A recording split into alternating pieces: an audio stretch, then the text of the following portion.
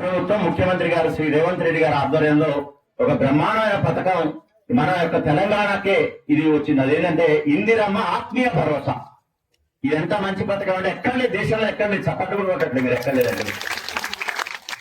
ఇది ఏంటంటే ఉపాధి హామీ కైకిలికి పోయేటోడు కూలికి పోయేటోడు ఎవరైతే ఉన్నారో పోయిన సంవత్సరం 20 రోజుల పని దినాలు చేసిన వాళ్ళకి పోయిన సంవత్సరం అంటే 2023-24 2023-24 అంటే 2 సంవత్సరాలు లెక్క పెడుతున్నారు మనోళ్ళు. 2023 మళ్ళీ 24 మొత్తం అట్లా కాదు. 2023-24 ఆర్థిక సంవత్సరం అంటే 2023 ఏప్రిల్ 1 నుంచి 2024 మార్చి 31 వరకు కనీసం 20 రోజులు కూలీ దినాలు పని దినాలు చేసి ఉన్నారా మీ ఫ్యామిలీ కుటుంబ card, family card, job card, ఉపాధి కార్డు అట్లా చేసి గుంటెడు జాగ కూడా ఉండదు. వ్యవసాయ భూమి గుంటెడు జాగ లేని వ్యవసాయ భూమి లేకుండా ఉండాలా, గుంటెడు జాగ కూడా ఉండదు. వాళ్ళకి 20 రోజుల పని దినాలు కనీసం చేసి ఉండాలా.